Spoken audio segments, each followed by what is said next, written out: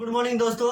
अब जो है हमारा पहला अध्याय जो है हम लोग पढ़ रहे थे संख्या पद्धति, वो हमारा समाप्त हो चुका है। ठीक है, वास्तविक संख्या जिसका नाम था वो अब चैप्टर हमारा समाप्त हो चुका है। अब जो है हम दूसरे चैप्टर की ओर बढ़ेंगे और आज एक नया चैप्टर की शुरुआत होगा।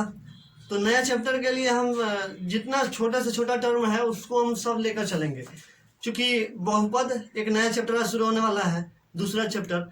तो इसमें आप ये चैप्टर आपके लिए नया होगा। ठीक है, इसके पहले आप लोग सीखे होंगे लेकिन उतना ज़्यादा नहीं सीखे होंगे। बहुपद जो कि एक चैप्टर है, तो इसके लिए हम लोग छोटे से छोटे टर्म को लेकर चलेंगे। ठीक है, तो आज का मतलब का वही चैप्टर है, चैप्टर का हेडिंग है दूसरा चैप्टर क्या है, बहुपद। इसको इंग्लिश में बोलते हैं पोलिनोमियल्स।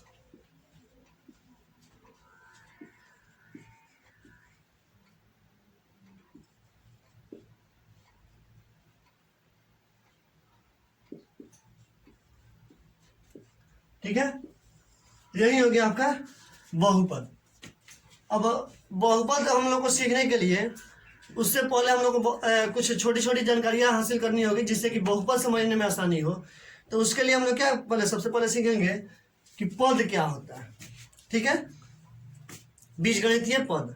तो पद क्या होता है सबसे पहले हम लोग सीखेंगे ये। तो ये वो पद नहीं है जो कि हम लोग को क्या कहते हैं नौकरी में मिलता है, वो ये पद नहीं है। यहाँ पर बहुपद के लिए पद है। तो बहुपद के लिए पद क्या हो गया, पद का परिभाषा अगर कोई कहा है कि पद क्या होता है बहुपद के लिए, देखिए बहु और पद, यानी पद बहु मतलब होता है बहुत ज्यादा, अधिक। तो अधिक पदों के बारे में हम लोग को पढ़ना है अगर कहें तो उसके लिए हम लोग पद क्या होता है। तो पद जो जैसे होता है बीजीय संकेत, इसका हम परिभाषा लिखवाएंगे नहीं, केवल बता देते हैं, आप लोग समझ जाइएगा। पद होता क्या है, तो बीज गणितीय संकेत। और बीज गणितीय संकेत क्या होता है, जैसे हो गया ए हो गया, बी हो गया, सी हो गया, एक्स हो गया, वाई हो गया, और भी हम लोग पद लिख सकते हैं। ठीक है, तो यही सब आपका क्या हो गया, बीज गणितीय संकेत हो गया।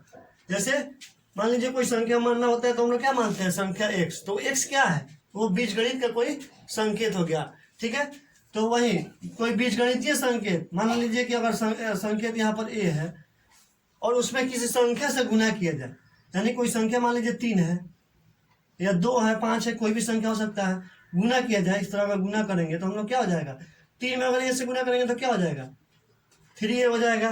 तो यही आपका क्या हो गया, पद हो गया। और कितना पद हुआ, तो ये हो गया आपका एक पद। ठीक है, लेकिन इस चैप्टर का नाम क्या है आपका, बहुपद नाम है। तो बहुपद के लिए अब यहाँ पर 3a नहीं होगा, यानी अब जैसे बहुपद क्या हो गया, ये तो हो गया एक पद, अब 3a हो जाए और 4b हो जाए, तो यही हो गया आपका बहुपद। बहुपद का मतलब क्या हो गया, एक से अधिक पद। 4b या 3c या 4d लिख सकते हैं, कुछ भी अब आगे आप लोग बढ़ा सकते हैं। तो यही हो गया आपका पद। पद का परिभाषा अगर पूछेगा तो कोई क्या कह सकते हैं कि कोई बीजगणितीय संकेत और किसी संख्या का गुणनफल पद कहलाता है। ठीक है, अब एक नया चीज सीखेंगे हम लोग, गुणांक। ठीक है, गुणांक होता क्या है, इसका स्पेलिंग होता है कोफिशिएंट।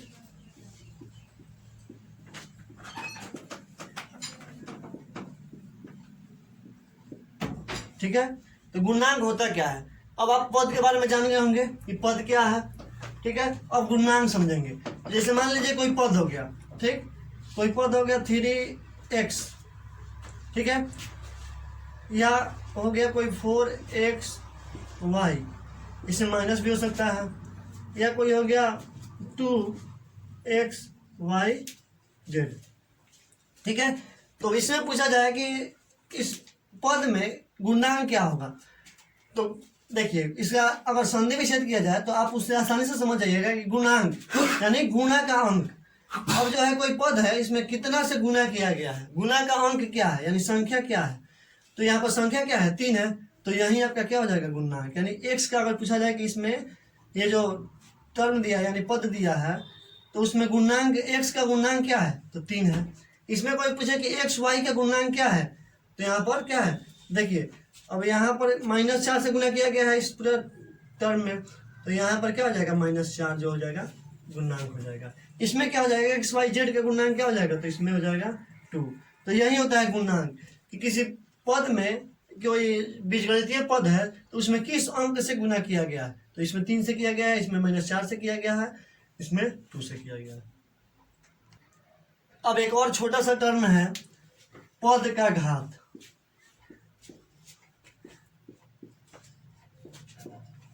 देखिए एक और आपको आगे चल के टर्म मिलेगा बहुपद का घात। तो बहुपद का घात के लिए आपके अध्याय में भी सवाल है, चैप्टर में भी सवाल है, लेकिन यहाँ पर हम लोग को पढ़ना है कि पद का घात क्या कहलाता है। ठीक है, तो देखिए जैसे मान लीजिए कि कोई पद हो गया 3x, उसके अलावा हो गया 3x² y, उसके अलावा एक हो गया 2x² नहीं x³ y² और z। ठीक है, इस तरह से मान लीजिए कि कोई आपका पद हो गया। अब पूछ रहा है कि इसमें पद का घात क्या है। तो देखिए इसमें जो ये x है तो यही आपका बीजीय संकेत है, बीजगणितीय संकेत है। ठीक है, तो इसमें इसका घात क्या है, इसका घात अभी कोई नहीं दिखाई दे रहा है। तो जब कोई नहीं दिखाई देता है तो उसका पावर कितना होता है, 1 होता है। तो यहाँ पर अगर इसका घात पूछा जाए, इस पद का घात क्या है, क्या बोलिएगा, 1। इसका देखिए अब इसमें जो है, इसमें 2 टर्म है पद में। ठीक है, तो इसमें x² है, y का पावर यहाँ पर 1 है, यहाँ पर कोई नहीं है तो क्या है, 1 है। अब इसका पूछा जाए कि इस पद का घात क्या है, तो इस जितने भी इसमें पद दिए गए हैं उन सभी के घातों का हम लोग योग कर देंगे। जैसे इसमें 2 घात है और इसमें 1 घात है, तो इसका अगर घात पूछा जाए तो कितना हो जाएगा, तो 2 + 1, यानी इसमें कितना घात हो जाएगा, 3 घात। इस पद का कितना घात है, तो 3 घात है। इसमें अगर पूछा जाए कि इस पद में कितना घात है, तो यहाँ पर भी z के पावर कुछ नहीं दिखाई दे रहा है, तो इसका यहाँ पर 1 है। अब कितना हो जाएगा, 3 और 2 5 और 1 6, यानी इस पद में कितना घात हो जाएगा, तो 3 और 2 5 और 1 6, यानी जोड़ देंगे इसको, 3 2 5 और 1 6। यानी किसी पद का अगर घात पूछे तो उसका मतलब होता है कि उस बहुपद, उसके मतलब जो पद है उसमें जितने भी बीजगणितीय संकेत दिए हों उसके सभी घातों को हम लोग क्या कर लेंगे, ऐड कर लेंगे। यही होता है आपका पद का घात। तो एक और टर्म होता है सजातीय पद।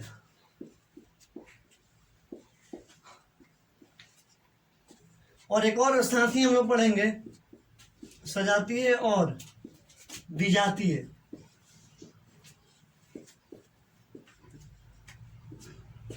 पद, अब ये क्या होता है इसको हम लोग समझेंगे।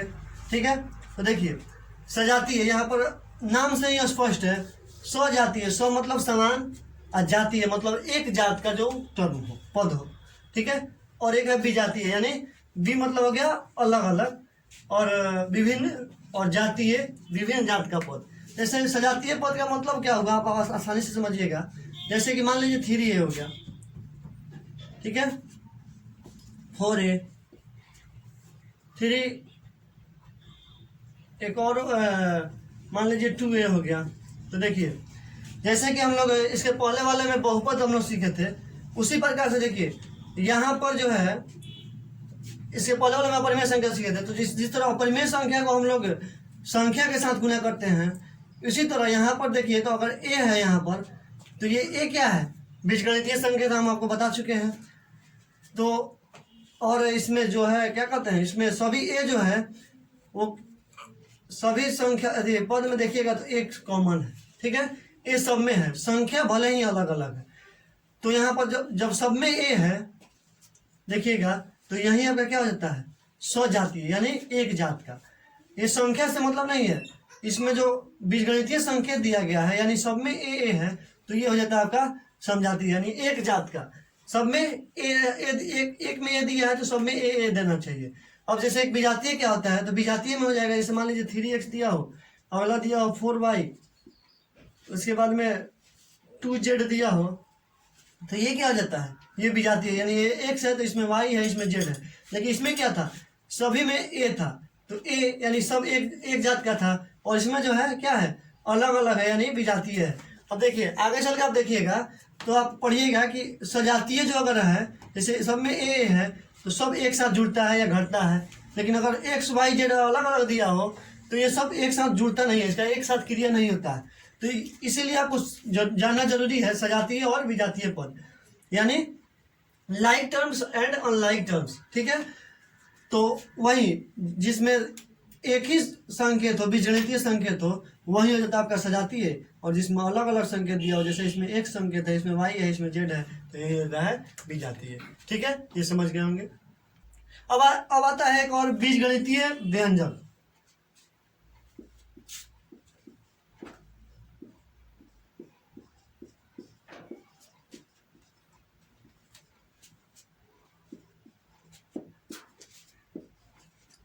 ठीक है, देखिए बीजगणितीय व्यंजक है क्या। और जैसे अभी तक तो हमने सीखा था कि एक पद क्या होता है, समजातीय क्या होता है, विजातीय क्या होता है, लेकिन अब बीजगणितीय व्यंजक क्या होता है इसको हम जानेंगे। देखिए इसके लिए क्या होता है, जैसे दिया ही है बीजगणितीय व्यंजक। व्यंजक का मतलब क्या होता है, मतलब बहुत सारा टर्म जो है एक साथ जुड़ा हो, चाहे घटा हो। जैसे कि एक एग्जाम्पल के तौर पर हम सीखेंगे, मान लीजिए यहाँ पर एक्स स्क्वायर दे दिया है, तो ये तो एक पद है, ठीक है। लेकिन अगर कहा जाए कि इसको व्यंजक, बीजगणितीय व्यंजक अगर बनाना है, तो इसमें एक्स स्क्वायर दे दिया है प्लस 2x दे देगा, तब ये जो क्या हो जाएगा, यही हो जाएगा आपका बीजगणितीय व्यंजक। यानी एक से ज्यादा टर्म हो जाए और प्लस माइनस के साथ जुड़ा हो, तो यही हो जाता है आपका बीजगणितीय व्यंजक। जैसे फिर और क्या हो सकता है, एक्स यू प्लस 3x, ये भी आपका हो जाएगा। या ऐसा नहीं है कि केवल एक्स ही रहेगा तो वो व्यंजक में आएगा, यहाँ पर वाई भी हो सकता है, Y square plus 3y plus 2, ये भी आपका हो सकता है। तो यही होता है आपका बीजगणितीय व्यंजक। बीजगणितीय व्यंजक क्या हुआ कि कोई पद है वो प्लस या माइनस के साथ एक से अधिक व्यंजक जहाँ पाया जाए, वही हो गया आपका बीजगणितीय व्यंजक। ठीक है, अब आइए जो हम लोग का मेन टॉपिक था बहुपद। बहुपद अब हम बताएंगे तो आपको आसानी से बुझाएगा, इसलिए जो सारे टर्म इसके पहले हमने बताया है, इसको जानने के लिए हमने वो सब चीज़ें पढ़ेंगे। ठीक है, अब देखिए बहुपद होता क्या है। अब मान लीजिए कि कोई टर्म हो गया, मतलब कोई चर हो गया। देखिए सबसे पहले तो हम यहाँ पर क्लियर करना चाहेंगे कि चर क्या होता है और अचर क्या होता है। क्योंकि जब आपको बोला जाता है, आप वो बोला जाएगा चर और अचर, यही दो जो टर्म है वो आपको अक्सर सुनने को आएंगे यहाँ से। ठीक है, तो चर होता क्या है और अचर क्या होता है। ठीक है, तो चर को अगर हम चाहें तो चल भी कह सकते हैं। चल या चर मतलब यानी कि ऐसा कोई टर्म, ऐसा कोई संख्या, चाहे ऐसा कोई पद जो कि बदलता रहता हो। जैसे मान लीजिए कि x लिख लिए, x कहीं मान लीजिए x प्लस 3 दिया हो बराबर 0 दिया हो, तो यहाँ पर x का मान कितना आ जाएगा, -3। ठीक है, और कहीं दिया हो x -2 बराबर इक्वल टू 0, तो यहाँ पर x का मान क्या हो जाएगा, 2 हो जाएगा। ठीक है, ये देखिए यही होता है चर, यानी यहाँ पर x का मान क्या है, -3 है, और वहीं पर यहाँ पर x का मान क्या है, 2 है।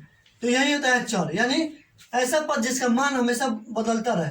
अब कहीं पर आगे जाइएगा तो कहीं पर आपको मिलेगा x का मान 1/2 भी हो जाएगा, कहीं कोई मान हो सकता है।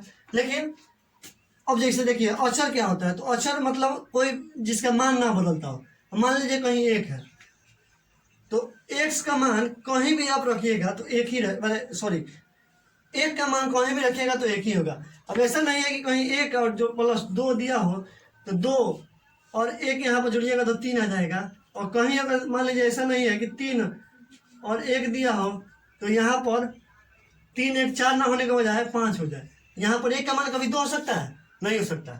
ठीक है, तो यह वही बात है कि 1 का मान यहाँ भी एक ही रहेगा और यहाँ भी एक ही रहेगा, तो यहाँ पर क्या होगा, 4 होगा, ना कि 5 होगा। यानी कि चर का मतलब ये हुआ कि ऐसा पद जिसका मान बदलता रहता हो, और अचर का मतलब हो गया कि वैसा पद या वैसा टर्म जिसका मान नहीं बदलता रहता हो। जैसे 1 हो गया, 3 हो गया, 5 हो गया, इसका मान आप कहीं भी रखिएगा तो वही रहेगा। ये नहीं है कि कहीं 5 का मान 3 हो जाएगा, कहीं 2 हो जाएगा, ऐसा नहीं है। तो आप अगर संक्षिप्त में समझना चाहें तो चर का मतलब क्या हो गया, कोई ABCD का कोई संख्या हो गया, और अक्षर का क्या हो गया, कोई नंबर हो गया। यानी 1 2 3 4 5 ये सब जो क्या आता है, अक्षर में आता है और ये चर में आता है। तो इसको आप समझ गए होंगे होता क्या है, चर अक्षर आप समझ गए होंगे। तो यहीं पर परिभाषा आता है कि कोई मान लीजिए चर हो गया, चर यानी एक्स हो गया, कोई भी ले सकते हैं, X Y Z A B C कोई भी ले सकते हैं, तो कोई चर हो गया।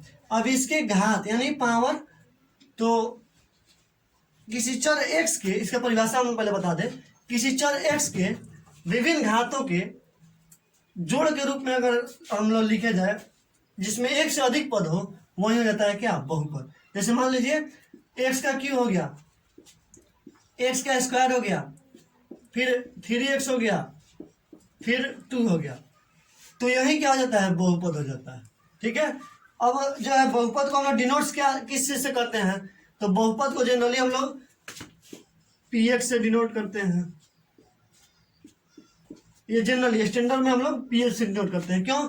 क्योंकि ये पोलिनोमियल्स है, तो यहाँ पर इसका p ले लेते हैं, और ये बहुपद क्या है, x के रूप में है, तो इसको x बहुपद x के रूप में डिनोट करते हैं। उसके अलावा हम लोग और भी px कहीं qx भी दिया जाता है, fx भी आप लोग कह सकते हैं।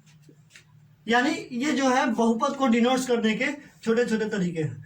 अब मान लीजिए कहीं px दिया हो, तो इसका मतलब क्या होगा, कोई बहुपद है, p का मतलब यहाँ क्या होगा, कोई बहुपद है जो कि x के टर्म में है, तो ये बहुपद x के टर्म में है, तो इसी को हम लोग क्या लिख सकते हैं, शॉर्ट में लिख सकते हैं हम लोग, ये बहुपद है और x के टर्म में है। यहाँ पर qx यानी q यहाँ पर क्या हो गया, बहुपद है और x के टर्म में है, यानी इसको भी हम लोग लिख सकते हैं। ठीक है, तो ये हो गया आपको डिनोट्स करने का तरीका कि बहुपद को अब आप कैसे डिनोट्स करिएगा। ठीक है, अब देखिए, अब यहाँ पर आता है कि मान लीजिए कि आपके टेक्स्ट बुक में एक सवाल होगा कि कोई संख्या बहुपद, कोई जो मान लीजिए कोई पद दिया हो, चाहे कोई बहुपद दिया हो, वो बहुपद है या नहीं, इसको जानना बहुत ही जरूरी है। क्योंकि आप जब आगे जाइएगा, जब अध्याय का सवाल बनाइएगा, तो उसमें आपका पहला सवाल वही है कि क्या कोई पहचानिए कि ये बहुपद है या नहीं है।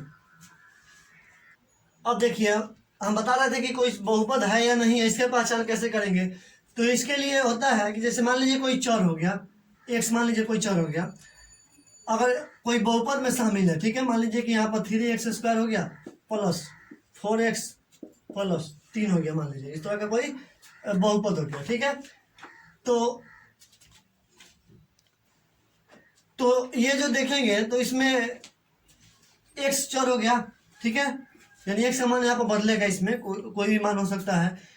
तो इसमें देखिएगा कि इसका जो घात है वो पूर्ण संख्या होना चाहिए।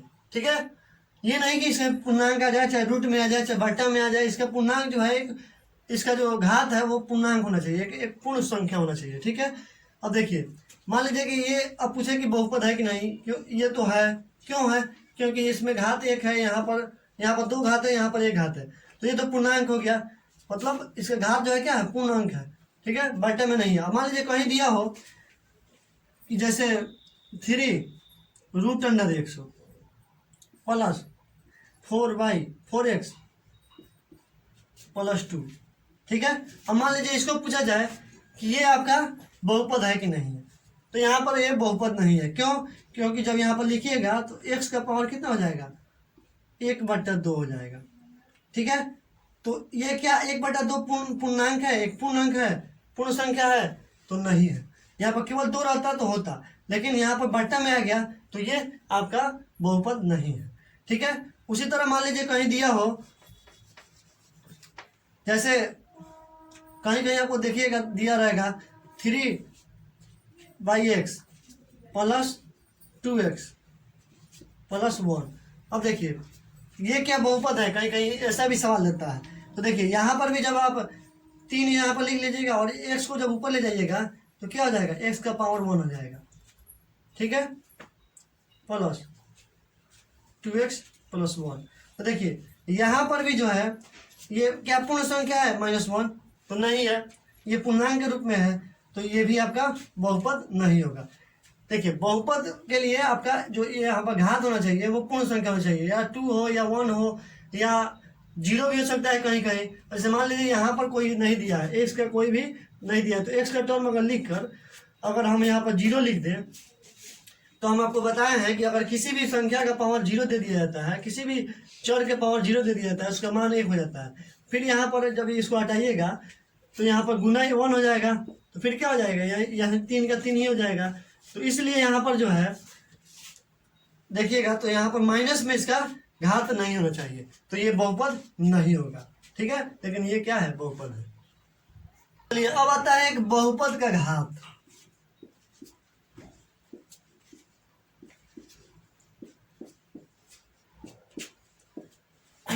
तो हम आपको बता चुके हैं कि पद का घात क्या होता है, लेकिन यहाँ पर है बहुपद का घात।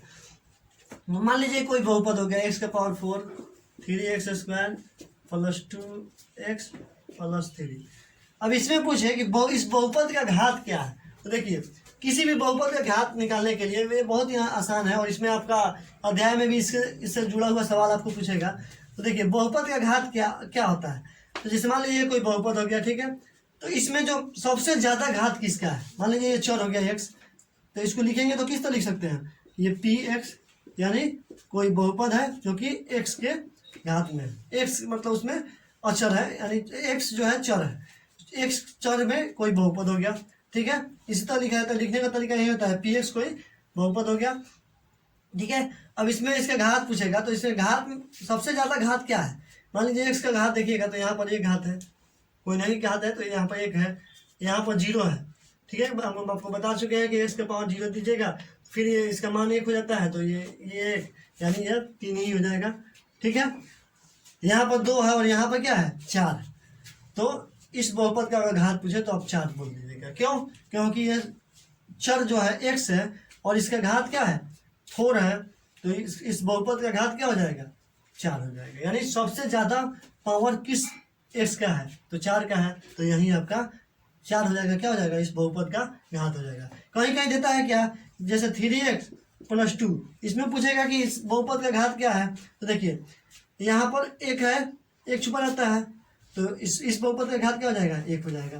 कहीं कहीं ये भी दे सकता है कि जैसे मान लीजिए 2 दे देगा केवल, अब पूछेगा कि ये बहुपद है कि नहीं, ठीक है। पहले ये जान लीजिए कि ये बहुपद है कि नहीं। मान लीजिए कहीं 2 दे दिया है, तो ये भी बहुपद है। क्यों, क्योंकि हम बता रहे हैं उसी समय से आपको कि x का पावर यहाँ पर 0 लिख सकते हैं, तो ये भी x चर हो गया इसमें, और ये क्या हो गया संख्या हो गया, लेकिन ये एक ही पद का है। तो आप कुछ देर के बाद हम या अगले वीडियो में आपको बताएंगे कि एक पदी बहुपद क्या होता है, 2 पदी क्या होता है, तो ये एक पदी बहुपद हो गया है, ठीक है। ये भी आपका बहुपद होगा, ठीक है। इसको आप लिखें चाहे ना लिखें, इससे कोई फर्क नहीं पड़ता है, क्योंकि x का पावर 0 का मान 1 हो जाता है। अब इसमें पूछा जाए कि ये 2 हो गया बहुपद, इसका घात क्या होगा, तो इसको हम अभी बताए हैं कि x का पावर 0 यहाँ पर लिख लीजिएगा, और इसका जब घात पूछेगा इसमें सीधा लिखिएगा बहुपद का घात क्या होगा, यहाँ पर क्या हो जाएगा 0 हो जाएगा, ठीक है। यही हो गया आपका घात। यानी कोई भी बहुपद दिया है उसमें सबसे अधिक जो चर हो गया, मान लीजिए x दिया है चाहे कहीं y देता है, तो x या y का सबसे अधिक पावर वही उसका बहुपद का घात रहता है। यानी सबसे पावर ज्यादा पावर क्या है 4 है, तो इस बहुपद का घात 4 हो जाएगा, इसका 1 हो जाएगा, इसका 0 हो जाएगा। और भी आप पढ़िएगा चैप्टर में तो आपको सवाल मिलेगा। उसके अगला एक और टर्म हम लोग सीख लेंगे, जो कि आज का हम लोग का लास्ट टर्म होगा। अब जो है मान लीजिए कि बहुपद का स्टैंडर्ड फॉर्म क्या होगा, ठीक है, यानी बहुपद का मानक रूप क्या होगा। ये आज का लास्ट टॉपिक है।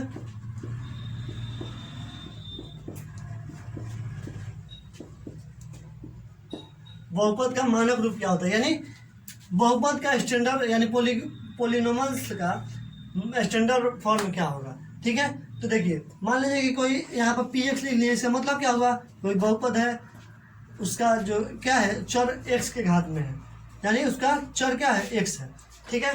अब देखिए इसका स्टैंडर्ड फॉर्म का पूछे कि इसका स्टैंडर्ड फॉर्म क्या होगा, इसका स्टैंडर्ड फॉर्म यही होता है a0 x का पावर n। ये पहला टर्म हो गया। दूसरा टर्म हो जाएगा a1, यहाँ पर a क्या है, कोई अचर है, यानी कोई संख्या है, ठीक है। यहाँ पर a1 x का पावर n-1, फिर आगे a2 x का पावर n-2, ये 2 है, ठीक। यहाँ पर माइनस भी हो सकता है, a3 x का पावर n-3। इसके अलावा डॉट डॉट करके आगे की ओर और आगे बढ़ा सकते हैं। देखिए यही होता है आपका स्टैंडर्ड फॉर्म। अब जैसे कि मान लीजिए कोई बहुपद का लिखने का टर्म हो, जैसे मान लीजिए कोई संख्या 2 हो गया, ठीक है। यहाँ पर अब जैसे इस स्टैंडर्ड फॉर्म में कैसे लिख सकते हैं, तो देखिए यहाँ पर 2 हो गया, ठीक। और एक्स का पावर यहाँ पर एन का मान अगर मान लीजिए 5 हम रखें तो यहाँ पर एक्स का पावर कितना हो जाएगा 5, एन का पावर अगर 5 रखें यहाँ पर 5 हो जाएगा। ठीक, अब आगे देखिए फिर अब जो है A1 है तो मान लीजिए कोई और अलग संख्या हो सकता है, जैसे कि यहाँ पर 2 है तो यहाँ पर 3 लिख लीजिए एक्स।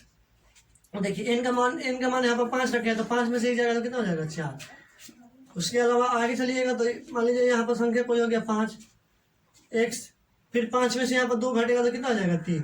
यानी कि कहने का मतलब ये हुआ कि जैसे देखिएगा तो बहुपद में जो है ये घात जो होता है, चर का जो घात होता है वो घटते क्रम में होता है। जैसे x का पावर 5 हो गया, यहाँ x का पावर 4 हो गया, x का पावर 3 हो गया, फिर यहाँ पर अगला टर्म हो सकता है x का स्क्वायर। ठीक है, फिर उसके बाद में क्या हो सकता है यहाँ पर प्लस रहेगा। उसके बाद में क्या हो सकता है यहाँ पर कोई 6x भी हो सकता है, उसके अलावा यहाँ पर 2।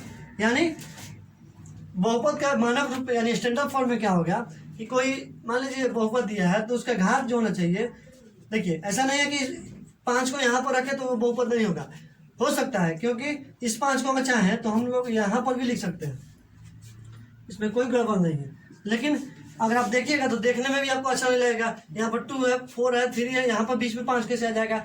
इसलिए हम लोग जो है इसको घात को और वही क्रम में यानी घटते क्रम में हम लोग लिखते हैं। तो यहाँ पर 2 हो जाएगा, यहाँ पर 5 हम लोग लिखे थे, तो यही स्टैंडर्ड फॉर्म में हो जाता है। ठीक है, स्टैंडर्ड फॉर्म का मतलब हो गया कि ऐसा फॉर्म लिखे जिसमें कि देखने में भी हमको अच्छा लगे और यहाँ पर जब आगे चलिएगा तो जैसे गुणनखंड निकाला जाता है तो उसमें भी आपको आसानी होगा। तो अभी देखिए तो ये बहुपद का जो स्टार्ट चैप्टर था, इसके आगे बहुपद का भी बहुत सारे टर्म ऐसे हैं जो कि आपके लिए बहुत ही अच्छे हैं और उपयोगी हैं। ये बहुपद जो है इसके लिए आपका एक 10th में भी एक चैप्टर आता है, तो इसलिए आपको लाइटली नहीं लीजिएगा, इसको बढ़िया से पढ़िएगा। और कल का जो है वीडियो वो भी आप देखना जरूर देखिएगा। हमारे वीडियो को आप लोग लाइक कीजिए, शेयर कीजिए, हमारे चैनल को सब्सक्राइब कीजिए और कमेंट करके हमको जरूर बताइए कि क्या क्या आपको परेशानियाँ हो रही है, हम लोग जो बता रहे हैं उसमें क्या क्या इम्प्रूव कर सकते हैं। और ठीक है, आज के लिए इतना ही, धन्यवाद।